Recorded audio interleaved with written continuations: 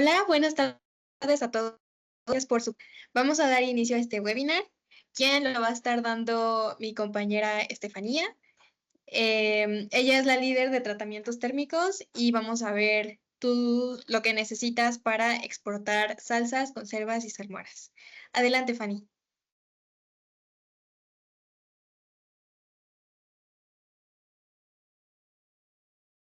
Hola, hola a todos, ¿me escuchan?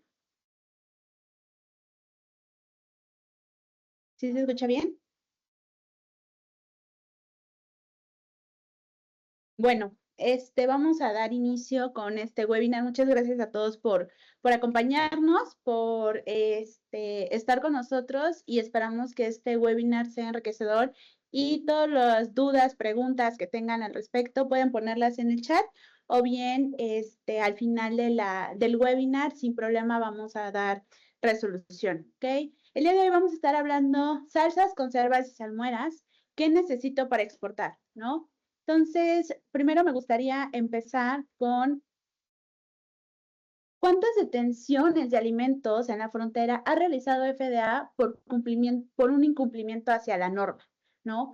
Cada año FDA ha estado emitiendo estas import alert o alertas de importación que resultan de estar deteniendo bastante producto o diferentes cargas de productos alimenticios, incluyendo salsas, conservas, salmueras, que lo vamos a ver más adelante, pero por estar incumpliéndose las normas, ¿no? Por estar incumpliendo y no cumplir con los requisitos mínimos y requisitos adicionales que por la complejidad de este tipo de productos necesitamos, ¿no? Entonces vamos a estar viendo qué regulaciones, qué parte del Código Federal de Regulaciones se encarga de estar haciendo estas partes en cuanto a evaluación, diseño de procesos y control de estos parámetros críticos. ¿Ok? Nos vamos a estar enfocando ahorita por el tipo de productos en los que caen todo el tema de conservas, salmueras y salsas, específicamente en el 21 CFR, la parte 114. ¿Ok? Entonces, como una introducción, exportar salsas, conservas y salmueras representa una gran oportunidad y una visión de negocio estratégico para ampliar un mercado diversificando varios ingresos y posicionar nuestros productos en mercado estadounidense, ¿no? Sin embargo, para tener éxito y ser una fuente importante de ingresos a nivel económico, sí necesitamos cumplir de estos requisitos tanto sanitarios, regulatorios y de etiquetado que establece FDA, ¿no? Lo que nos dice FDA que necesitamos cumplir con lo mínimo necesario para garantizar que mi producto que yo estoy eh, elaborando va a llegar al mercado estadounidense de manera segura y que no va a impactar ni va a causar un daño hacia el consumidor y cuántas, bueno, alertas o cuántos, se me fue ahorita, pero esta parte de enfermedades transmitidas por alimentos, estas famosas ETAs, han hecho que varios consumidores lleguen a morir, ¿no? Por una contaminación o por estar consumiendo alimentos contaminados con diferentes microorganismos. Entonces, ahora sí, enfocándonos, ¿qué necesitamos? Ahorita vamos a ver a lo largo de todo el webinar estos requisitos mínimos necesarios para que yo no tenga ningún problema con mis exportaciones, ¿no? En primer paso, sí necesitamos identificar qué normas me van a aplicar, ¿no? Hablábamos mucho del Código Federal de Regulaciones, que es el encargado y es la similitud de COFEPRIS aquí en México. Necesitamos cumplir con el apartado correspondiente, ¿no? Más adelante vamos a estar visualizando en qué punto o cuáles son las características para que un producto se diferencie de otro, ¿ok? Otra de las cosas es entender estos requisitos sanitarios mínimos para exportar a Estados Unidos, ¿no? ¿En qué punto caería esto? Pues sí, ¿no? Buenas prácticas de manufactura, contar con un equipo, si estamos hablando de un tratamiento térmico que cumpla con el diseño higiénico, que tengamos las condiciones de control tanto de temperatura como formulación, mediciones de pH, método de envasado, todo el aspecto sanitario y que conforman estas piezas del rompecabezas que me permitan garantizar y mantener tanto la calidad, pero principalmente la inocuidad del producto. ¿Okay? Prevenir errores comunes en el cumplimiento regulatorio. Aquí, ¿cuáles serían algunos errores? Pues una mala declaración en cuanto a los ingredientes en una etiqueta, la declaración del contenido neto, el panel principal de exhibición, estos aspectos que muchas veces los dejamos pasar y asumimos que es muy sencillo o muy fácil y que no impacta directamente con nuestras exportaciones, tienen y juegan un papel fundamental, ¿no? Ahorita con todo el punto de que FDA está prohibiendo el uso de varios colorantes, pues bueno, eso se puede convertir en un error muy común, ¿no? Si no estamos familiarizados con este tipo de regulaciones, ¿qué pasa? Yo sigo manufacturando mi producto como lo llevo haciendo por muchísimos años, ¿y qué pasa, no? Con estos cambios que han habido, sí necesitamos mantenernos actualizados para estar previniendo estos errores. Ahora, ¿cómo voy a saber qué tipo de productos manejo, no? Hay diferentes clasificaciones. Ahorita me voy a enfocar en el tema de salsas, por ejemplo, que pues sí muchos conocemos una salsa está diseñada o se compone de agua, especias, ya sea tomate, tomatillo, algunos sazonadores o muchos conservadores, ¿no? Estas salsas que pues como buen mexicano consumimos, pues si no siempre, es uno de los productos estrella, ¿no? Aquí en México, ¿no? Estas salsas o estos productos pueden tener ingredientes tanto como chiles, tomates, muchos agregan vinagre para tener un mayor tiempo de conservación y muchos base aceite, ¿no? Estas salsas matcha, por ejemplo, que tienen trozos de algún tipo de semilla como ajonjolí o el chile por trozos, bueno, también se considera una salsa en mercado estadounidense. ¿Okay? Las conservas. ¿Cuáles son este tipo de productos? Pues puede ser un producto que se procesa, que se envasa y que va a tener una vida de anaquel más prolongada, ¿ok? Sin necesidad de tener o pasar por un método de conservación adicional, como podría ser la refrigeración, ¿no? Entonces, en este punto, podemos hacer la conservación o hacer una conserva aplicando algún tipo de ácido, azúcar o sal, ¿no? Principalmente puede ser, por ejemplo, estos duraznos en almíbar o estas verduras que vienen, o que tienen, pues sí, alto contenido de sal, pues se consideraría una conserva, ¿no? Entonces, vegetales enlatados, frutas en almíbar o salsas en frasco hermético, por ejemplo, las salsas de tomate que vienen o están enlatados o frascos de vidrio, se considerarían también o las englobaríamos en este tipo de familias, ¿no? Y las almueras, que pues si bien su nombre lo dice, es un medio en donde tenemos agua, sal y muchas veces o la mayoría de las veces agregamos vinagre, ¿no? Entonces, el vinagre funciona como un conservador, funciona como un método de control que me va a ayudar que mi alimento reduzca el pH, aumente mi nivel de acidez y entonces la probabilidad de que un microorganismo se desarrolle en medio disminuye. ¿Ok?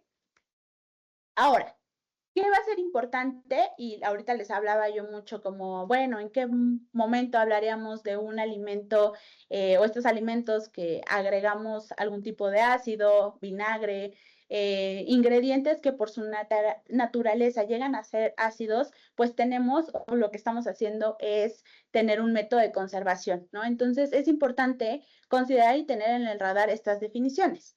Vamos a llamar alimentos naturalmente ácidos a estos alimentos que van a tener un pH menor a 4.6 o bien, bueno, es igual o menor a 4.6.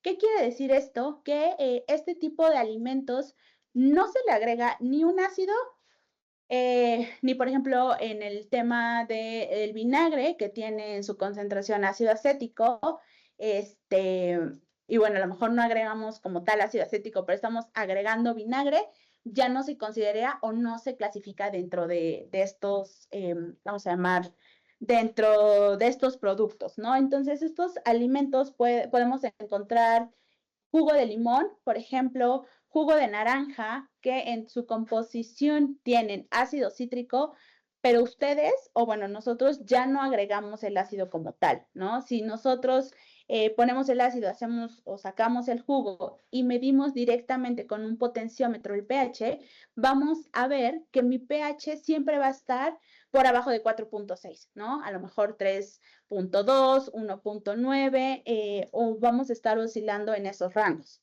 ¿ok? A diferencia de estos, están los alimentos acidificados que van a ser estos alimentos de baja acidez, es decir, alimentos o ingredientes que nuevamente, si ponemos el potenciómetro y medimos mi pH, voy a tener pHs por arriba de 4.6, ¿no? A este tipo de productos los vamos a estar considerando y los vamos a llamar productos de baja acidez, ¿ok?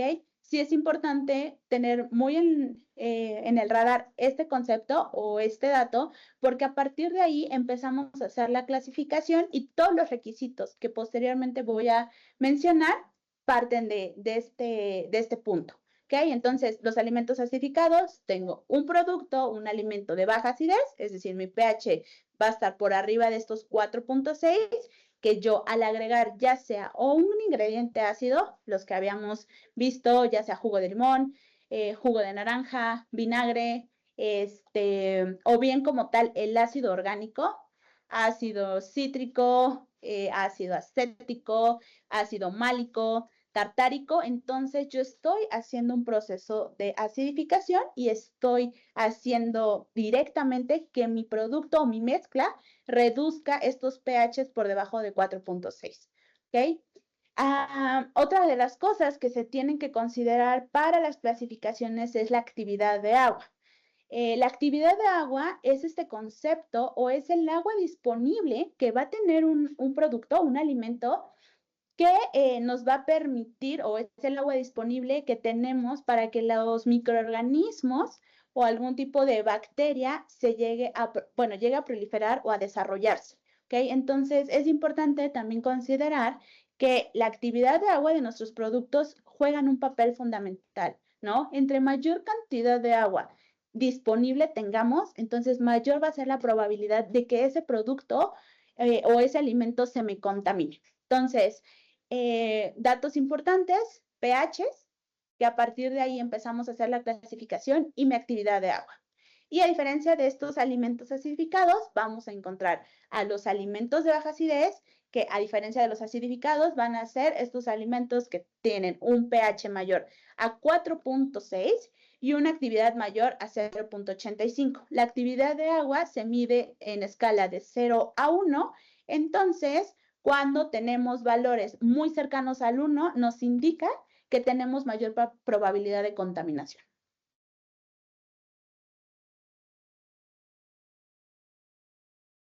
Ahora, a partir de esta clasificación, ahora sí vamos a ver cuáles son estos requisitos, hablando en cumplimiento regulatorio, clave para garantizar que no voy a tener ningún problema en frontera, ¿no? Al final de la sesión sí les voy a contar algunos casos que tuvimos, casos de éxito ahorita, pero que en su momento fueron un reto, ¿no? Y que por eso es importante considerar desde el diseño de mi producto, desde mi control, considerar estos requisitos regulatorios a nivel sanitario que necesitamos cumplir. ¿Ok? Entonces, en estos ambos nos vamos a estar dividiendo en dos puntos, ¿no? La parte 113 del Código Federal de Regulaciones, que me va a estar regulando estos alimentos de baja acidez. Si bien la norma indica que son low acid canning foods, no quiere decir que sean necesariamente alimentos enlatados. Así lo define FDA. Sin embargo, todo alimento que se encuentre herméticamente sellado, ya sea una lata, ya sea un vidrio o ya sea un pouch, entonces se consideran alimentos de baja acidez, ¿ok? Entonces, todos los alimentos herméticamente sellados vamos a estar considerando como si fuera el canning, ¿no? El famoso canning como lo establece FDA, ¿ok? Entonces, no olvidar que a partir de cómo sé si caigo en el 113 o en el 114 es a partir de mi pH con un valor de 4.6. Si estamos por debajo de 4.6, alimentos acidificados o naturalmente ácidos, y por arriba de 4.6, alimentos de baja acidez. ¿Ok? Entonces, para mis alimentos de baja acidez, mi regulación o quien los va a estar regulando y con los cuales los requisitos que tenemos que estar siguiendo y cumpliendo van a ser los que se indican en el 113, ¿no? Requisitos clave, necesitamos que mi proceso se encuentre validado, este proceso que me va a ayudar a eliminar mi carga logarítmica, mi carga microbiana en microorganismos patógenos, ¿ok? Este proceso se tiene que diseñar y tiene que estar validada por una autoridad de proceso. Voy a más adelante indicar que es una autoridad de proceso, pero en principio necesitamos que mi proceso esté validado. Necesitamos control. ¿Cómo vamos a llevar a cabo este control?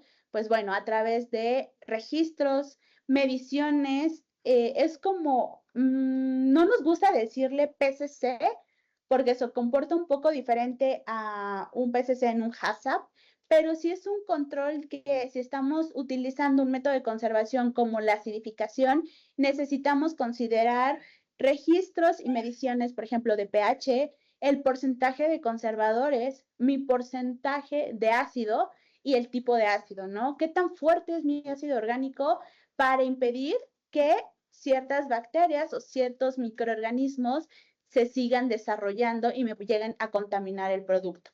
¿Ok? Registro de parámetros críticos, les digo, va a depender muchísimo del método de conservación que estemos utilizando. No va a ser lo mismo mis parámetros críticos que tengo que estar considerando en un proceso de pasteurización que en un proceso hot fill ni que en un proceso de acidificación, ¿ok? Estos procesos se comportan totalmente diferentes y que sí o sí cada uno tiene que tener o estarse midiendo estas consideraciones o estos puntos críticos que necesito estar monitoreando, ¿ok? Y a diferencia de esto, está el 114, que va a estar regulando los alimentos acidificados, ¿ok? Aquí como requisitos clave te pide este apartado que se tenga un buen control de pH, es decir, que siempre garanticemos que mi pH final de equilibrio lo tengamos por debajo de 4.6, que mi proceso de acidificación sea el correspondiente, ya sea directamente en batch, sea por lotes, por ejemplo, o si lo hacemos directamente en los envases, bueno, ¿cómo llevo a cabo ese proceso de acidificación? Y pruebas microbiológicas cuando llegamos a envasar en un proceso a temperatura ambiente, ¿ok? Este tipo de procesos se conocen como procesos cold fill, que si bien su nombre menciona el cold, como si fuera un llenado en frío, aquí al tener temperaturas o estar manejando temperaturas del medio ambiente, ya se consideraría un cold fill, ¿no? Y en este punto necesitaríamos garantizar a través de ciertos retos, ciertas pruebas microbiológicas que mi producto permanece inocuo. Ahora, ¿cuáles son los alimentos que van a estar excluidos o exentos de estas dos regulaciones?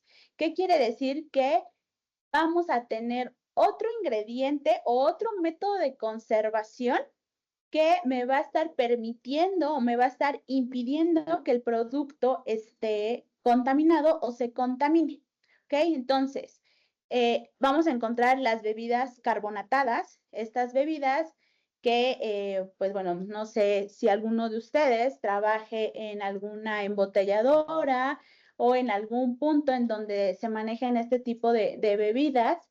Bueno, estas, si en algún punto nosotros quisiéramos exportarlas, vamos a a verlo o quedan exentas de estas regulaciones porque aquí mi método de control o que nos va a impedir que mi microorganismo patógeno se desarrolle o prolifere va a ser el CO2. ¿Ok? Entonces, para este tipo de productos, sí llevamos a lo mejor un método de pasteurización no tan robusto y que aparte la adición de CO2 me va a estar controlando a nivel inocuidad el producto. Los aderezos para ensaladas o alguna salsa condimentada se van a quedar excluidos por la cantidad de aceite.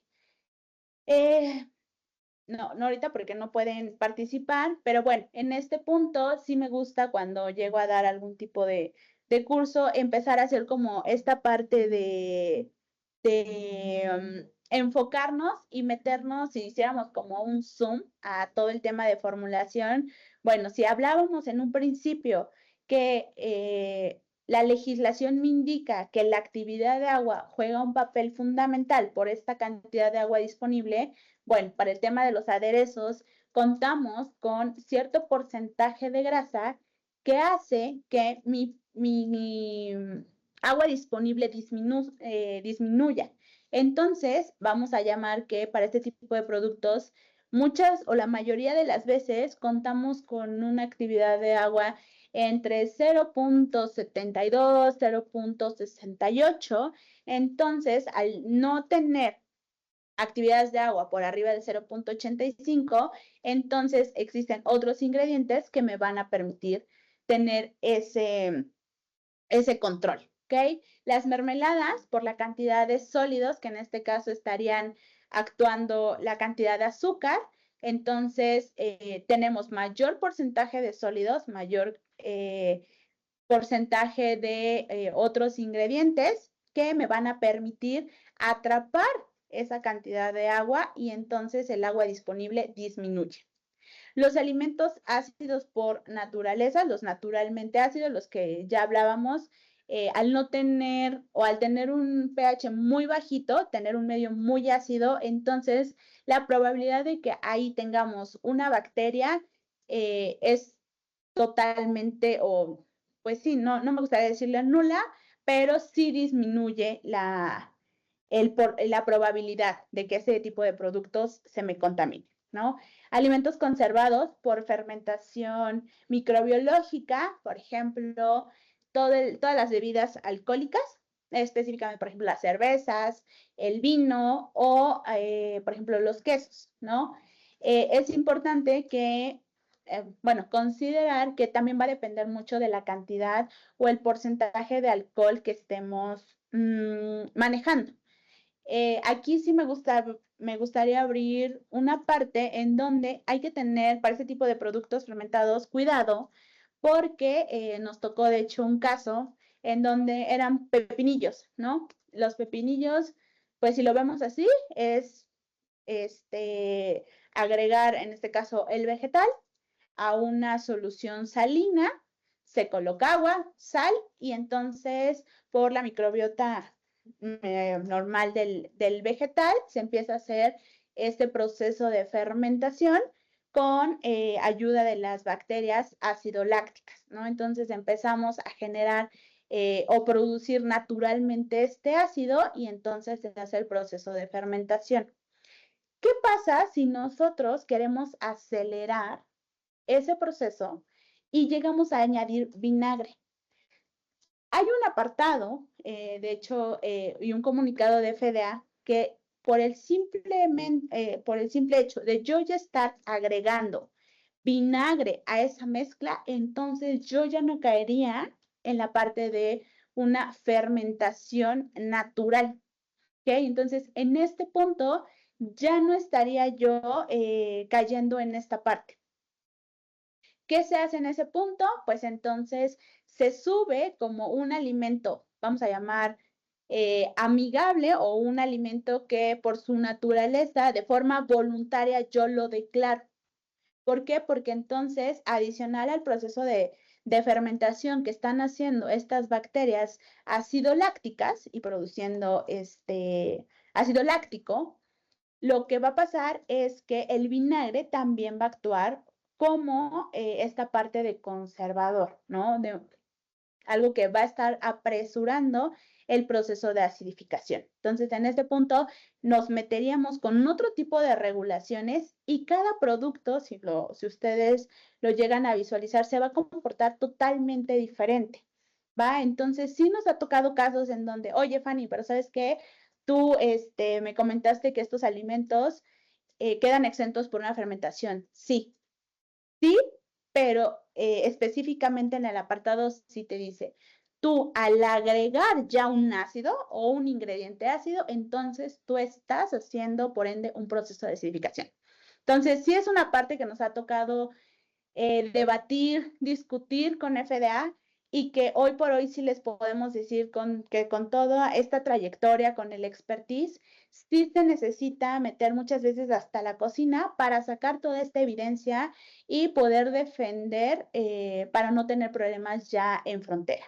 ¿Ok? Y los alimentos almacenados en refrigeración, porque una vez que ya tenemos el producto terminado, bueno, al mantener y seguir una cadena de frío, esta va a ser mi última etapa en donde voy a tener temperaturas que no van a eliminar. Eso es importante que ustedes consideren que el proceso de refrigeración no elimina microorganismos, hace o detiene que estos microorganismos sigan proliferando. Entonces, si yo mi producto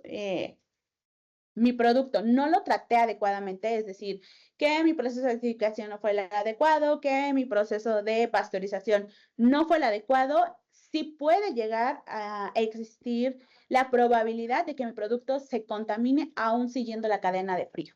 ¿Por qué? Porque lo que hace es retrasar que esas bacterias que quedaron latentes se sigan reproduciendo, pero no las va a eliminar, ¿ok? Ahora, ¿cuáles son las agencias regulatorias que se encargan de estar regulando justamente estos alimentos y los que quedan exentos? Pues en primer principio la FDA, viendo pues en el tema de productos acidificados, algún tipo de salsa, alguna salmuera, alguna conserva o bien condimentos, ¿no? Alimentos procesados y envasados, bebidas, vegetales, por ejemplo, algún suplemento alimenticio, cosméticos, medicamentos y algunos dispositivos médicos. ¿Okay?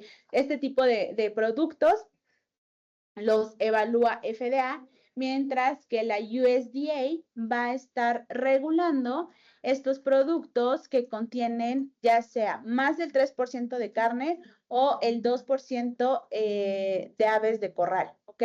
Huevos con cáscara, es decir, estos que no se venden en Tetra Pak, estos que, pues sí, el huevo convencional se regula por USDA. Una vez que ya se tiene, no sé si a alguien le ha tocado ver las claras en algún supermercado ya pasteurizadas, bueno, estas ya las estaría regulando FDA, no la USDA, ¿no? Y productos de huevo líquido. Algunos productos con ingredientes de animales combinados, por ejemplo, no sé, alguna quesadilla con queso y pollo o alguna parte de, por ejemplo, los caldos, ¿no? Caldos, un caldo de hueso con cierto porcentaje de carne, bueno, los estaría regulando USDA. Entonces, en esta parte, estas dos agencias que se encargan de regular van a dar, unas van a requerir otros requisitos o vamos a necesitar cumplir con requisitos adicionales y por ende la otra quedaría como exenta, ¿no? Aquí no lo colocamos, pero en el caso de, por ejemplo, las bebidas fermentadas o las bebidas espirituosas, estas que se consideran ya sea el vodka, el brandy, el tequila, que se consideran o se llaman bebidas espirituosas, no las regularía ni FDA ni USDA. Aquí la agencia que estaría regulando sería la TTB. Como requisitos generales, bueno, ahora sí, ¿no? Fanny, ¿sabes qué? Yo tengo un producto que ya sea de baja acidez o un producto acidificado, bueno, ¿cuáles son los pasos a seguir, ¿no? Entonces, en primera instancia, ¿qué necesitamos definir? Bueno, el tipo de producto, ¿no? ¿Qué tipo de producto es? Todas mis características físico-químicas, porcentaje de conservadores, porcentaje de sólidos totales, mi pH final, mi actividad de agua. Si tenemos porcentaje o en este caso de alcohol, por ejemplo, ¿no? En el caso de bebidas, de bebidas fermentadas. O mi porcentaje de carne, si estamos hablando de una mezcla de un cárnico y algo que no contiene carne, ¿no? También la parte de grasas, por ejemplo. Entonces, una vez que yo ya tengo la fórmula, que yo ya conozco el producto, bueno, y conozco estos valores de pH y actividad de agua, entonces hago esta clasificación, ¿no? ¿En qué punto lo voy a considerar? Una vez que ya tengo seleccionado mi tipo de producto o mi tipo de familia que estoy manejando, tendría yo que proceder con un registro de planta.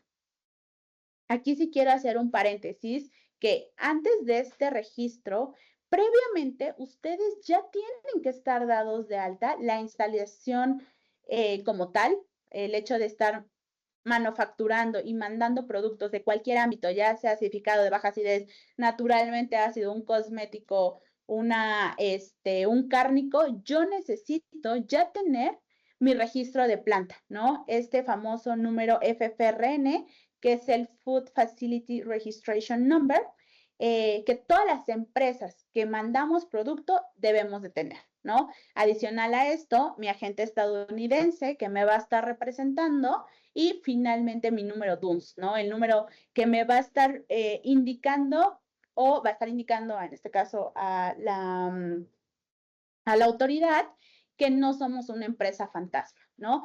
Previa a eso, ahora sí partiríamos con el registro de planta específicamente para estos dos tipos de producto, ¿no?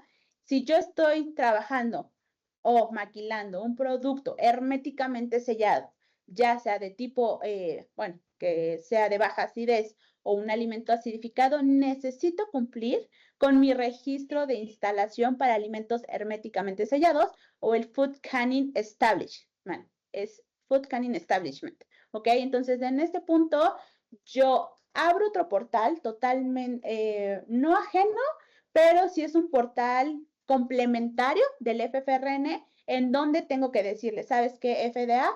Yo maquilo también este tipo de productos y entonces te voy a dar todos los requisitos, toda la información que sí estoy cumpliendo con los requisitos mínimos necesarios para este tipo de productos que son, vamos a llamarlo así, un poco más críticos, ¿ok? Adicional a esto, necesitamos registro de mi proceso o mi producto. No lo llamaría proceso porque el proceso ya va muy, o sea, una vez que tú abres el registro del producto, ahí tú tienes que colocar el proceso de conservación que llevas, ¿no? Esto, por sus siglas en inglés, es el Submission Identifier Number, que es yo lo veo así, y siempre se los digo a mis chicos, ¿no? Véanlo como un pasaporte, ¿no?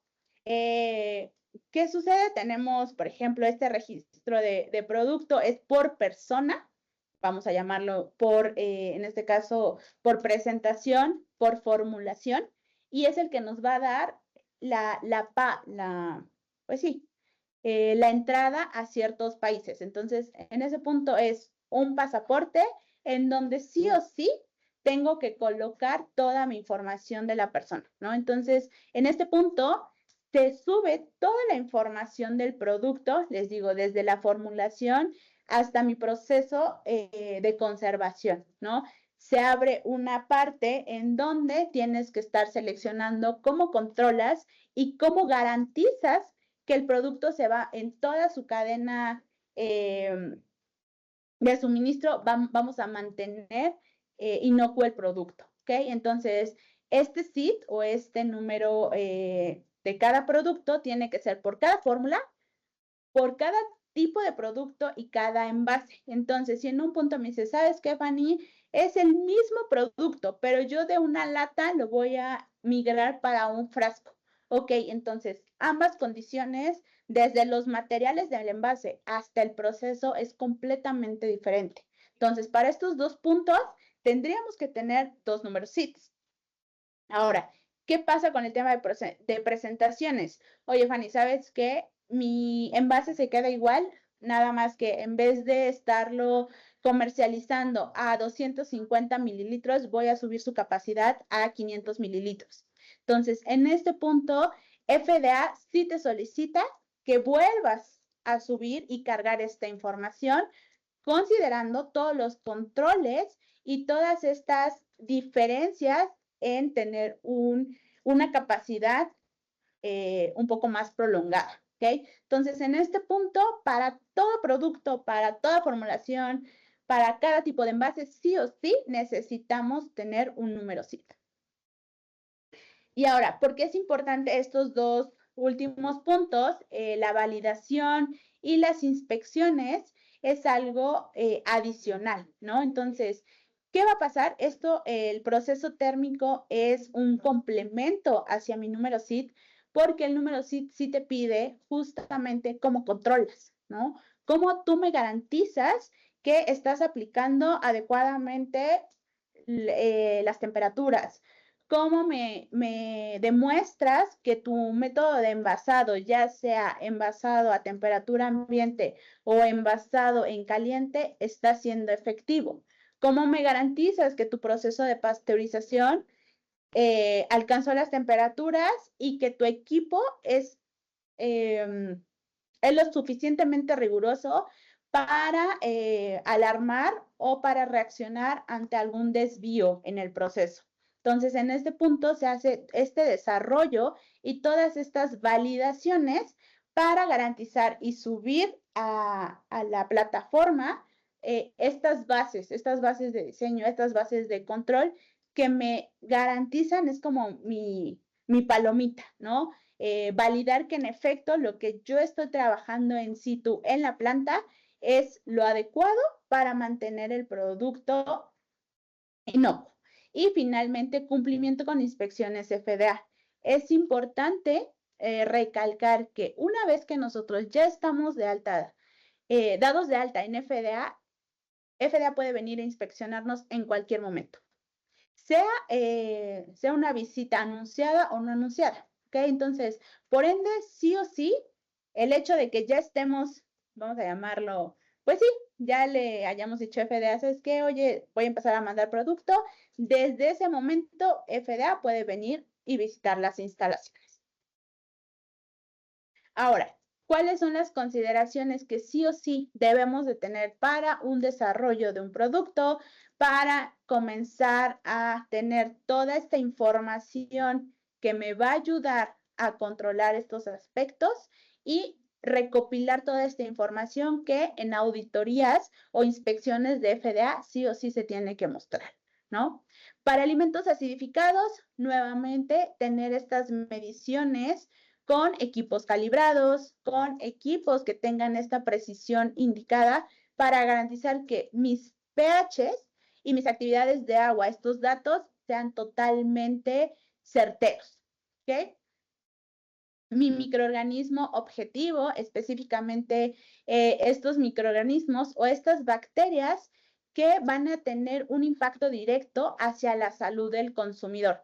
Esto no quiere decir que microorganismos deteriorativos como algún tipo de hongo o bacterias que lleguen a desarrollar algún cambio organoléptico o sensorial del producto no importe, sino aquí va a ser importante garantizar que tengamos o que la probabilidad de incidencia de un producto sea muchísimo menor que la vida útil de un equipo o de un lote per se. ¿Okay? Entonces, en este punto es importante siempre tener en el radar mis microorganismos patógenos porque son los que van a causar ya sea alguna intoxicación o alguna infección. El envase, como yo les decía, no va a ser lo mismo estar envasando en una lata que en un vidrio o en un PET. Por ejemplo, un PET no podemos someterlo a temperaturas de esterilización o esterilizar en un autoclave, se nos va a derretir, ¿no? Muchas veces, y me ha tocado tratar con mis clientes en donde buscamos alguna parte de cómo poder asegurar la inocuidad sin necesidad de aplicar calor, ¿no? ¿Por qué? Porque el envase no da o no soporta temperaturas por arriba de 70 grados centígrados. Entonces, en ese punto se tiene que trabajar y diseñar considerando todos estos conceptos, todos estos factores, para que realmente al envasar mi producto no tenga yo desprendimiento de algún tipo de químicos, por ejemplo, del envase, o algo que en vez de ayudarnos, nos afecta el proceso, ¿no? Otra de las cosas, la sanitización del envase y el sellado, ¿no? Si yo no genero este sello hermético, entonces imagínense que mi producto va a estar expuesto a al medio ambiente, ¿no? Pues sí, en la vida diaria estamos rodeados de muchas bacterias. Entonces, si yo no garantizo mi sello, entonces la probabilidad de que ese producto se contamine es muchísimo mayor, ¿no? El tratamiento térmico para los productos de baja acidez sí o sí es, creo que, de las consideraciones más importantes a mantener. ¿Por qué? Porque este proceso, este tratamiento es lo que nos va a garantizar que mi producto se mantenga inocuo. ¿Okay? Entonces, en este punto podríamos hablar de un proceso de esterilización. Esterilización vamos a estar hablando, por ejemplo, los procesos en lácteos que llevamos temperaturas entre 138, 143 o hasta 145 grados centígrados y que son estables a medio ambiente, ¿no? Las famosas leches.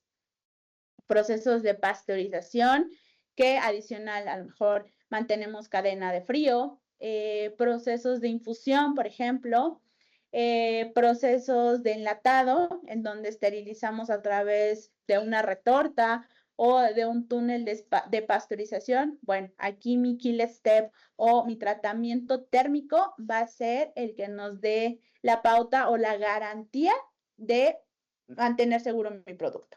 Y finalmente el llenado, ¿no? Les decía yo, sí, ya tenemos el envase, bueno, lo voy a llenar a temperatura ambiente, lo voy a llevar, bueno, voy a reducir las temperaturas entre 7 y 10 grados o simplemente voy a llenar a temperatura ambiente. ¿Okay? Entonces, en este punto, garantizar cómo mi espacio de cabeza, cómo mi sello se va a mantener también estéril, ¿no? Por ejemplo, para procesos hot fill, lo que hacemos es invertir el envase para que el espacio de cabeza con el producto caliente, vamos a llamar que estamos haciendo un proceso de esterilización o eliminando posible probabilidad que bacterias se hayan quedado en ese espacio de cabeza, ¿no? La eliminación de oxígeno, por ejemplo, o en el caso de mis etapas o mis envasados a temperatura ambiente, bueno, cómo garantizar que mi fórmula es lo suficientemente fuerte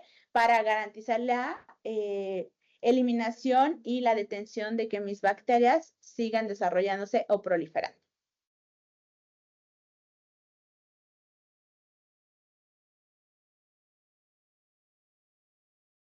Y bueno, yo les platicaba que parte adicional a todo esto, necesitamos que mi proceso programado o estas condiciones operativas se encuentren validadas por una autoridad de proceso.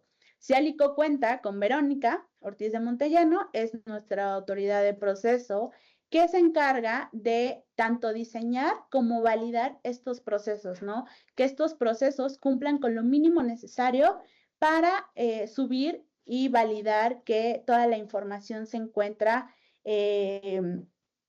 bajo orden, ¿no? Que sí se encuentran mis procesos en control y que todos los factores críticos que yo les mencionaba, como pH conservadores, métodos de llenado, métodos de pasteurización, esterilización o los equipos per se, es la encargada de dar el bobo final, ¿no? Entonces, ella también, en conjunto con la unidad de tratamientos térmicos, nos encargamos de hacer esta evaluación robusta y si no vemos que exista algún riesgo hacia el producto o hacia el consumidor, entonces se emite este documento que avala y garantiza que mi producto está libre de cualquier patógeno, ¿no? Entonces, a partir de aquí, esta carta proceso, este documento, lo que hace es colocar todos los parámetros críticos desde mi tratamiento de conservación hasta que yo tengo ya mi producto final, ¿ok?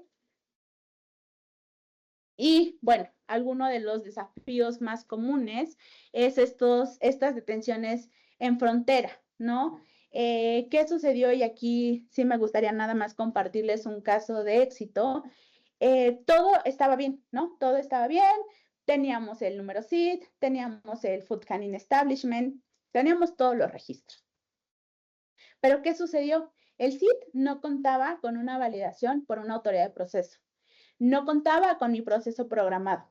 El proceso programado es colocar estas condiciones. Y adicional a esto, no contaba con esta evidencia que nos permitiera garantizar que al tener un producto que se estaba envasando a temperatura ambiente, fuera la fórmula lo suficientemente fuerte para evitar algún tipo de contaminación.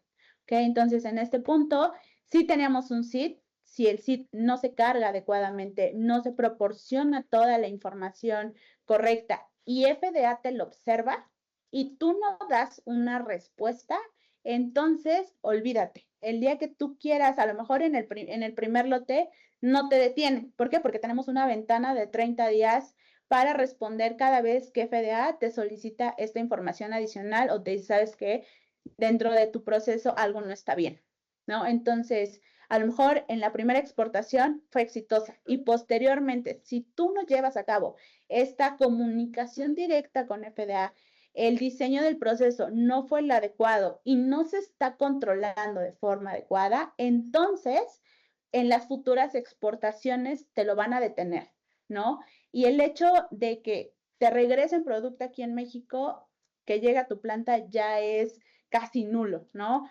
Lo que sucede en esos casos es que sí o sí se va directamente a destrucción. Y nos ha tocado ver cuánto, pues sí, a nivel económico, cuántas pérdidas genera ese rechazo de producto, ¿no?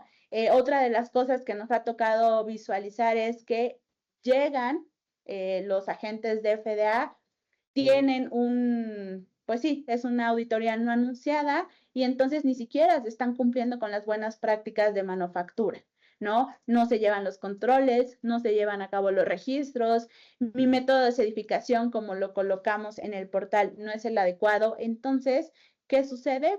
Pues a lo mejor únicamente te detienen las exportaciones, pero muchas veces han llegado hasta colocar alguna multa bastante elevada por tener o incumplir con la regulación, ¿ok?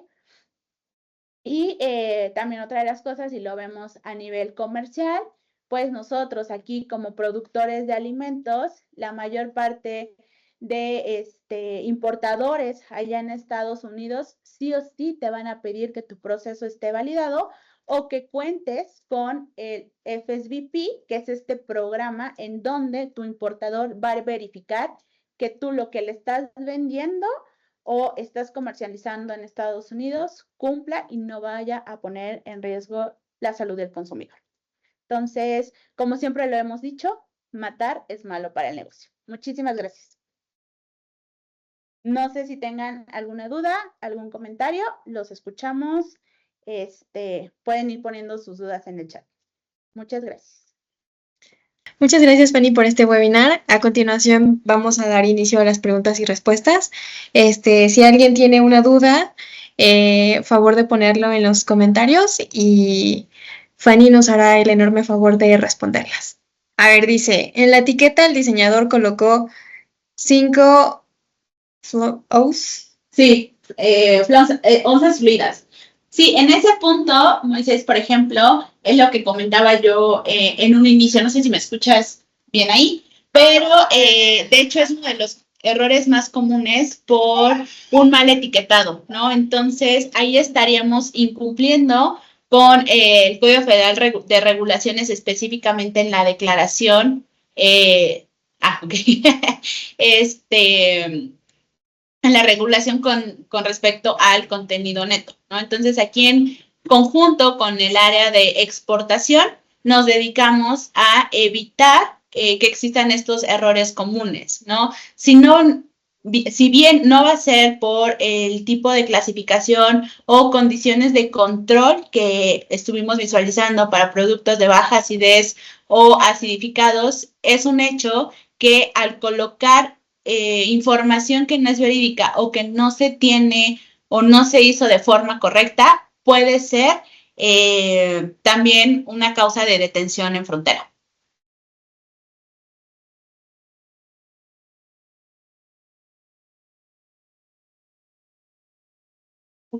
Así es. Sí, puede ser desde el contenido neto, puede ser el tamaño, por ejemplo, de la declaración de ingredientes. Adelante, Dani. Él es el experto aquí en etiquetado. Hola equipo, buenas tardes. Nada más ando de chismoso aquí. Este, sí, nada más quería igual complementar lo que decía mi compañera Fanny. No está al revés, o sea, en Estados Unidos se declara primero el sistema que es el de las onzas fluidas y tiene que estar en minúsculas. Entonces también desde ahí, bueno, no sé si eso fue nada más por parte de la redacción del mensaje, pero si en la etiqueta está en mayúsculas, está mal, tiene que estar en minúsculas. Y sí, el hecho de declarar 150 mililitros,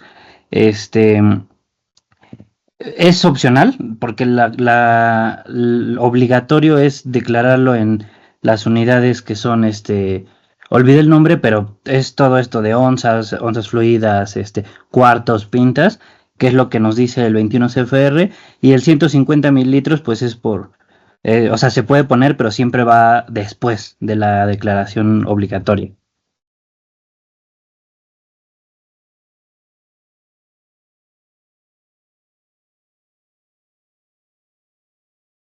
Gracias, Dani. Y sí, no sé si alguien más tenga alguna duda.